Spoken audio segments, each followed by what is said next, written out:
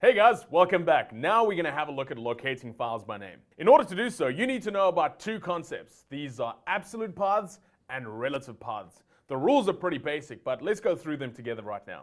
So an absolute path specifies the path to a file regardless of your current position, and there's no ambiguity. You know exactly where this file is.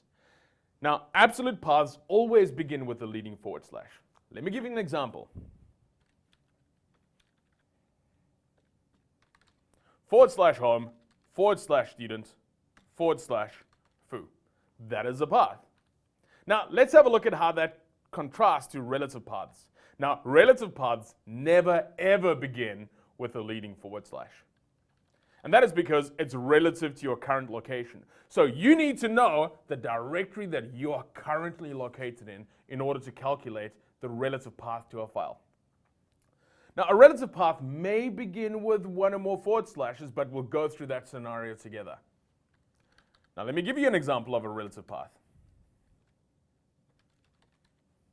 Student.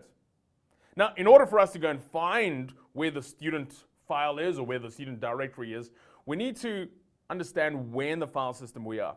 So let's go to the whiteboard right now. What we know over here is that we have the student directory, and the student directory is below home. Home is below the root of the file system. So for us to articulate the absolute path for the student directory, so starting at the leftmost element, we are looking at the root of the file system. Afterwards, we have home. Afterwards, we have student. And once again, we do make use of a forward slash as our file and directory separator. So there's no ambiguity over here. We know that, and now we read it from right to left. We know that the student directory is below home, and home is below the root of the file system. So let's go and put this into commands right now. So I'm going to use the cd command to change to that particular directory. So I'm saying cd /, no ambiguity. I'm saying at the root of the file system, there's another directory called home. And below that directory is a subdirectory called student. And that worked, guys. Now, in the absence of feedback, you know that the command completed successfully. But to validate the current location, we can always make use of the pwd command. Now, let's go and compare and contrast that to how relative paths work. Let's recap the rules.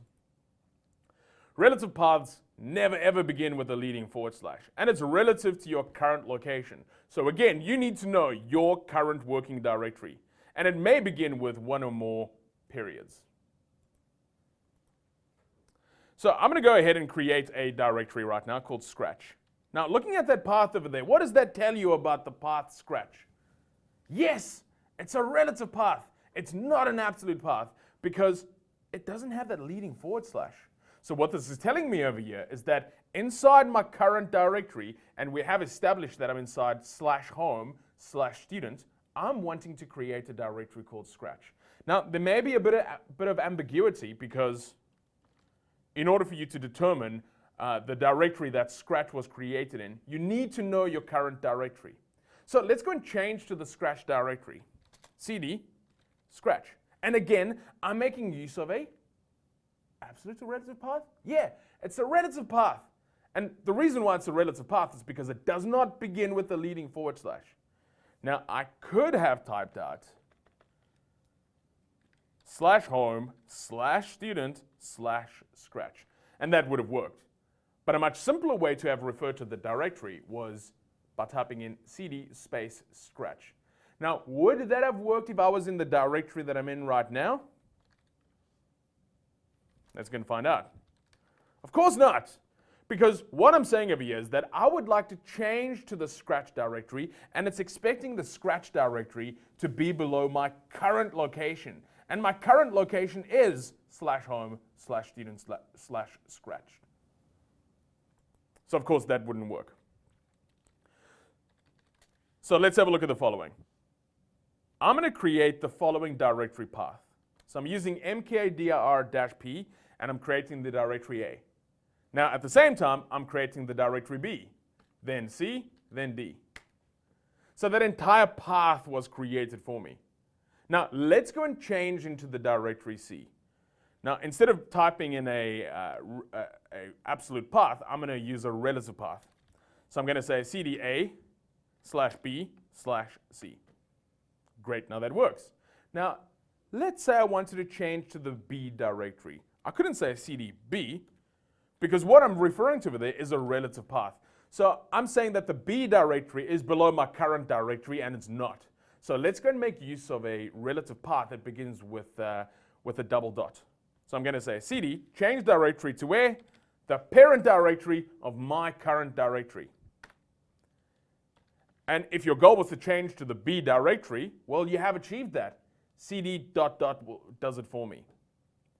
So let's go back through to the C directory by typing in cd space dash. And there you go. Remember, the dash refers to your previous directory. So now to return to the scratch directory, I need to eliminate 1, 2, 3 paths from the right of that statement. So I'm going to type in cd ... and that removes the C, slash ... that removes the B from the rightmost of the path statement, slash ... and that removes the A. So if my goal is to change to home student scratch, this should achieve it. Let's have a look. And there you go. I'm now at home student scratch. So what just happened over here is that I made use of a relative path. Sometimes it may be quicker for you to make use of an absolute path.